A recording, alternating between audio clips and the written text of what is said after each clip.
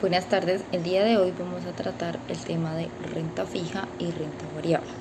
Entonces, ¿qué son los instrumentos de renta fija a tasa fija? Entonces, estos instrumentos de tasa fija hacen referencia a títulos representativos de una deuda, es decir, títulos de contenido crediticio, con un pago periódico o a una tasa sobre el valor nominal de una inversión en los que los emisores deben responder por el pago de los rendimientos previamente establecidos. Entonces, en esta categoría están las aceptaciones bancarias, las titularizaciones, títulos de devolución de impuestos, títulos de tesorería, bonos, certificados de depósito a término y los papeles comerciales. Ahora, las características principales de un título de renta fija son, primero, un emisor, en segundo lugar, el valor nominal, en tercer lugar, plazo o vencimiento, cuarto lugar, la tasa de interés, que debe ser una tasa fácil o un cupón. Quinto lugar, frecuencia del pago de los intereses. Sexto lugar, moneda de denominación. Y finalmente, en séptimo lugar, la forma de pago del capital, que debe ser bullet o amortizable. Entonces, adicionalmente, en caso de que sea un mercado secundario, es muy importante conocer la tasa de negociación. En la transferencia de títulos a tasa fija, entonces acá es muy importante tener en cuenta que están los valores nominativos, que se exige la inscripción del tenedor en el registro que lleve para este efecto el emisor.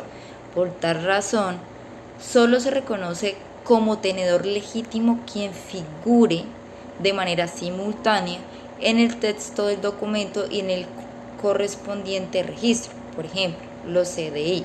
Los valores a la orden únicamente se requieren el endoso para ser transferidos de tal forma que es tenedor legítimo la persona que ha recibido el valor y que adicionalmente aparece como endosatario.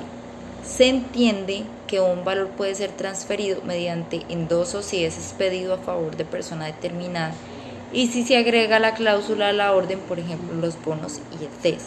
Entonces, los valores al portador indica que el tenedor poseedor del título, eso significa un tenedor, es acreedor de todos los derechos y devengos que otorga. De este modo, los títulos al portador se transmiten con la entrega de un documento. Entonces, en las formas de pago de capital, como lo decía anteriormente, el bullet, que es el pago al capital al vencimiento del mismo.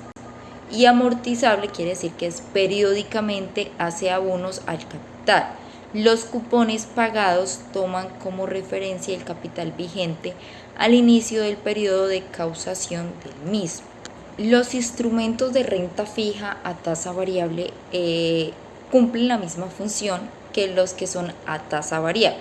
Se diferencian en que el cupón está indexado o vinculado a un indicador que puede cambiar periódicamente de acuerdo con su naturaleza, haciendo que su tasa cambie en el tiempo. Es decir, la tasa variable o flotante, el valor de los intereses es conocido en el momento de su pago y en la mayoría de los casos a la tasa de referencia se le suman unos puntos adicionales, también conocidos como spread o margen. Por esta razón, los pagos que recibe un inversionista no tienen valor constante durante el plazo establecido. La tasa cupón se actualiza periódicamente basado en algún indicador económico, como el IPC, o una tasa de interés de mercado monetario como la IBR o DTF. Los tipos de operaciones, entonces, está al contado, que son las operaciones cuyo plazo de liquidación es igual a 0 y hasta 3. Se considera que una operación fue incumplida cuando el afiliado, vencido el plazo de la liquidación, no entrega lo acordado. A largo plazo, es decir, a plazo, este tipo de operaciones comprende aquellas negociaciones cuya liquidación sea superior a la establecida en el caso del contado, es decir, más de 3. Los instrumentos que se negocian al descuento con prima, es decir, al descuento, son títulos emitidos por debajo de su valor nominal. No reportan cobro de intereses y se reembolsan por su valor nominal en su fecha del vencimiento. Se negocian en el mercado secundario con tasa efectiva. Con prima quiere decir que su precio de emisión o cotización es mayor a su valor nominal. el emisor paga al vencimiento una suma correspondiente al valor nominal y una prima adicional de reembolso, que es el cupón. En cuanto al precio, que es el valor de mercado del título valor o el valor presente de sus flujos, el precio es el que se determina para comprar o vender un título, sea en el mercado primario o en el mercado secundario. La tasa interna de retorno, TIR, y tasa de descuento es la tasa efectiva anual, que hace que el valor presente neto de todos los flujos de efectivo de una determinada inversión sea igual a cero, al considerar que la tasa es la rentabilidad con que se descuentan los flujos futuros del título. El plazo es el término establecido por el emisor para la redención de un título. En este momento se devuelve el monto total invertido más el valor correspondiente a los rendimientos obtenidos por la inversión durante el periodo en el caso de los títulos Bullet.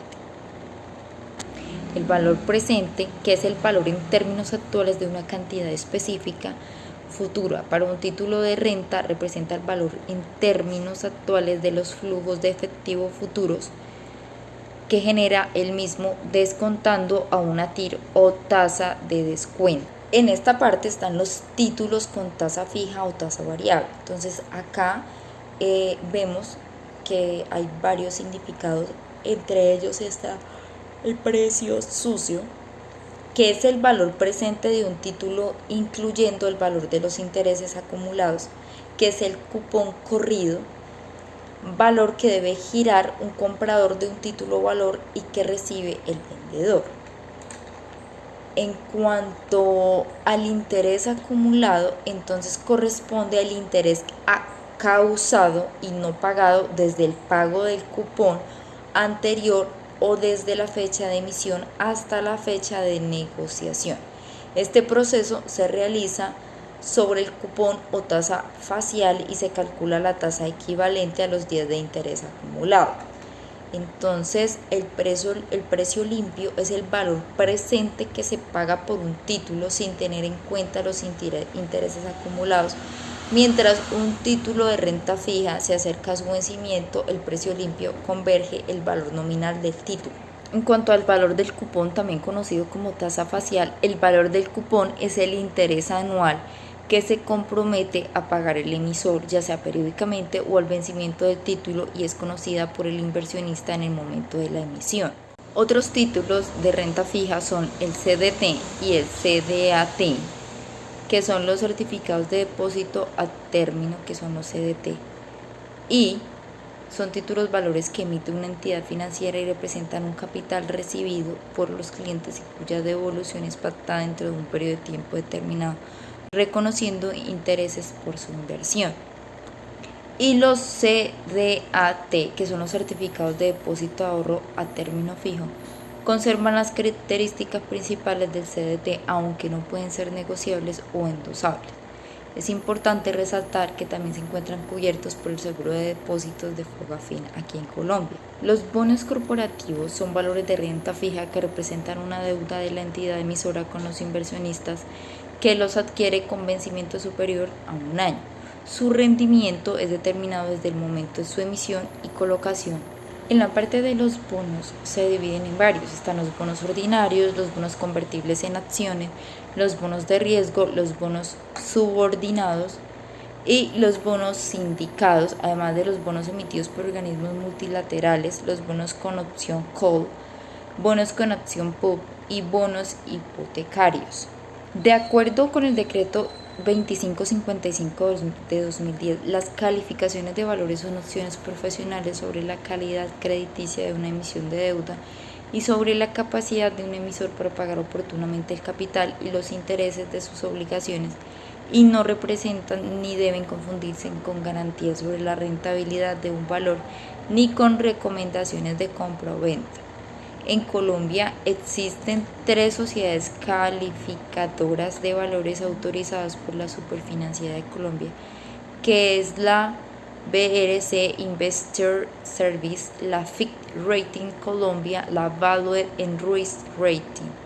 Entonces, una acción es un título de valor que representa un porcentaje de propiedad en una compañía Cuando un inversionista compra acciones, adquiere un porcentaje de propiedad de acuerdo con el número que adquiere. Es el tipo de inversión más común en los mercados de renta variable. El valor de la acción depende del desempeño de la compañía que la emitió. En las funciones económicas de una acción, entonces está en primer lugar, que actúa como un mecanismo eficiente de fijación de precios cuando su oferta y demanda se hacen por medio de un mercado secundario regulado. En segundo lugar, como instrumento financiero, canaliza el ahorro hacia la inversión a corto plazo, fines especulativos; a largo plazo, apreciación del valor de compra de la acción a través del tiempo.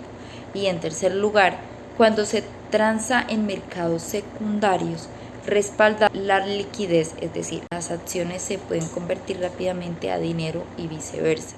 Es importante tener en cuenta los conceptos de rentabilidad de las acciones. Entonces, ¿qué es un dividendo? La política de dividendos de una compañía da información al mercado sobre su futuro desempeño y el posible retorno de la inversión. Ahora, ¿qué es la valorización? Entonces, las acciones son los títulos valores que más riesgo conllevan, ya que si la compañía que las emite se quiebra, pierden todo su valor. Por el contrario, si la compañía tiene buenos prospectos económicos y de crecimiento, estas expectativas se ven reflejadas en un incremento en el valor del título. En cuanto a los derechos de suscripción, que primero, en Colombia, de acuerdo con lo establecido el artículo 384 del Código de Comercio, la suscripción de acciones se define como un contrato por el cual una persona se obliga a pagar un aporte a la sociedad de acuerdo con el reglamento respectivo y a someterse a sus estatutos. A su vez, la compañía se obliga a reconocerle la calidad de accionista y a entregarle el título correspondiente. Adicional a esto, las acciones, existen diversos tipos de acciones, que la diferencia radica en los derechos políticos y económicos que dan a los accionistas.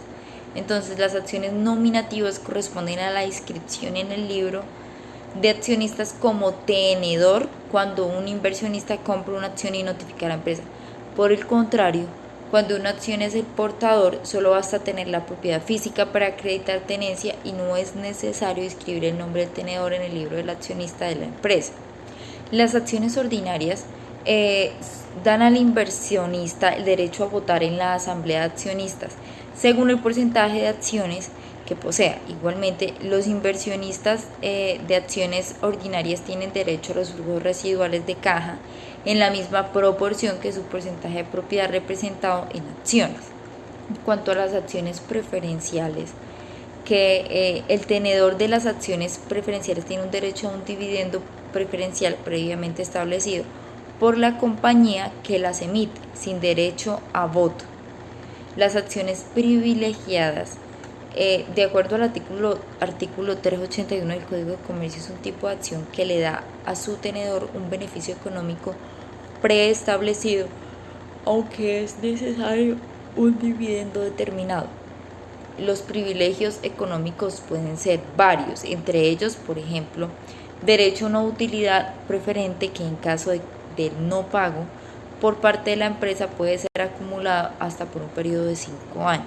Las acciones sin dividendo, en el caso colombiano y de acuerdo con lo dispuesto ante la ley, las acciones sin dividendo tienen los mismos derechos que las acciones ordinarias. Si tienen la aprobación del 80% de los miembros de la asamblea de accionistas, pueden hacerse un pago de dividendo en acciones adicionales de dicha compañía. El mercado global colombiano, que es MGC, es el lugar de venta y compra de títulos de renta variable extranjeros por medio de la Bolsa de Valores de Colombia y sociedades comisionistas de bolsas afiliadas. Entonces, para usted pertenecer a esta organización, primero tiene que cotizar en Colombia en las manos de un custodio internacional que a su vez le da la custodia al depósito centralizado de valores para su respectiva administración. El tipo de inversionista puede ser inversionista profesional, que eso quiere decir que tiene que cumplir una serie de requisitos. Entre ellos, el portafolio del cliente debe ser superior de 5.000 salarios mínimos legales vigentes y haber realizado más de 15 operaciones de compra o venta en un periodo de 60 días calendario en los 2 años anteriores a la clasificación del cliente por parte del intermediario. como inversionista cliente, el cliente inversionista, quien no cumpla con las condiciones planteadas anteriormente, todos los intermediarios del mercado de valores están obligados a brindarle asesoría sobre los riesgos explícitos de cada inversión a realizar para que decida hacerla o no. Además, tiene el derecho a una explicación previa sobre todos los elementos relevantes en relación con una operación cualquiera dependiendo de su perfil de riesgo. Ahora, el valor de las acciones. Entonces aquí tenemos el valor nominal, el valor patrimonial, el valor de mercado y los precios de referencia. En cuanto a los índices, son mediciones de la evaluación de un mercado en función del comportamiento de las cotizaciones de los títulos más representativos. Estos están conformados por conjuntos o canastas de instrumentos financieros como acciones o bonos y buscan capturar el cambio de precio en los mismos. Por lo tanto, funcionan para medir el rendimiento de estas canastas de activos durante diversos periodos. Entonces, las características principales que son completos, replicables, eficientes y transparentes. Ahora, el modelo de generación de índices, actualmente existen 3 grandes familias de índices, que está el Collective, que es para el mercado de renta variable, el Coltest para el mercado de renta fija y el Colliff para el mercado monetario. El índice de bursatilidad accionaria, IVA, es una medida de la liquidez o capacidad de negociarse para una acción. Entonces, la Superfinanciera Colombiana define que se calcula en función de 2 variables: la frecuencia de transacción, que corresponde al número de operaciones realizadas en promedio durante un mes, y el volumen promedio por transacción, que corresponde al valor total de las operaciones efectuadas por cada acción, dividido por el número de operaciones efectuadas durante el periodo considerado. Esta sección tiene unos índices que en primer lugar está el beta, que es el coeficiente B, es una medida de la contribución de un activo individual a la variancia o variabilidad de los retornos de un portafolio de mercado como una fracción de la variancia del total del portafolio. Está la relación precio-ganancia, está la razón precio-valor en libros, que es PBL, que es un múltiplo muy popular por su poder intuitivo, es decir, utilizado para comparar la capitalización de mercado o capitalización bursátil con el valor en libros o valor patrimonial de una empresa. Está el Dividend Yield, que corresponde al flujo de caja fundamental recibido por las acciones de una empresa. Está la utilidad por acción, que es la UPA, que se conoce más comúnmente, que es el indicador de utilidad por acción, que corresponde a la porción de la utilidad de una empresa asignada a cada acción si se repartieran todas las utilidades. Y finalmente está el Earnings Before Interest, Tax, Depreciation and Amortization, EBITDA, que es la utilidad antes de intereses, impuestos, depreciaciones y amortizaciones, o EBIT por sus siglas en inglés. Es una medición que funciona como proxy del flujo de caja operativa de una empresa. El Return of Equity, que es el ROE, que es un indicador financiero que mide la capacidad de una empresa para generar valor a sus accionistas y está definido de la siguiente manera. Entonces está la utilidad neta dividido en el patrimonio. Y otros métodos de valoración, como por ejemplo están los riesgos, que los riesgos son riesgos de mercado, riesgos de crédito y riesgos de operativos, el riesgo idiosincrático y el riesgo sistémico. Entonces, las acciones se clasifican en alta capitalización, baja capitalización y otras clasificaciones. Ahora bien, en cuanto a los aspectos societarios y de gobiernos corporativos, entonces está la fusión como en primer escalón, que es una reforma a los estatutos de una o más compañías donde éstas se disuelven sin liquidarse y transfieren todo su capital social para ser absorbido por otra sociedad o crear una nueva sociedad, como establece la Superintendencia Financiera de Sociedades. La escisión, la transformación, el derecho de retiro y el derecho de preferencia.